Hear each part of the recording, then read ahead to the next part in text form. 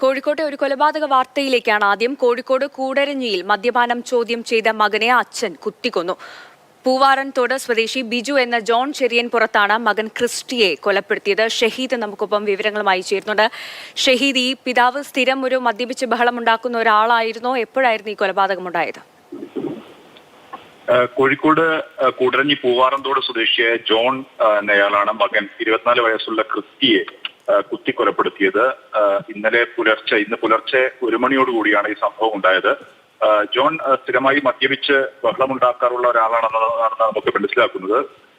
സമാനമായ രീതിയിൽ ഇന്നലെ രാത്രിയും ഒരു തിരുവമ്പാടിയിലെ ഇവരുടെ ഒരു ബന്ധുവിന്റെ വീട്ടിൽ വിവാഹത്തിന് പോയി. അവിടെ വെച്ചും സമാനമായ രീതിയിലുള്ള ഒരു ബഹളമുണ്ടാക്കുന്ന സാഹചര്യം ഉണ്ടായി.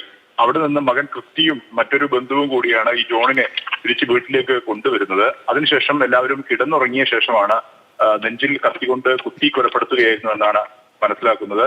ക്രിസ്റ്റി കൊല്ലപ്പെടുന്ന സാഹചര്യം ഉണ്ടായി. മൃതദേഹം കോഴിക്കോട് മെഡിക്കൽ കോളേജ് ആശുപത്രിയിലേക്ക് മാറ്റിയിട്ടുണ്ട്. ജോണിനെ ഇപ്പോൾ തിരുവമ്പാടി പോലീസ് കസ്റ്റഡിയിൽ എടുത്തിട്ടുണ്ട്.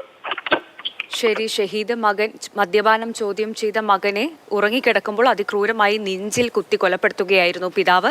മുഹമ്മദ് ഷഹീദാണ് കോഴിക്കോട് നിന്ന് വിവരങ്ങൾ നൽകിയത്.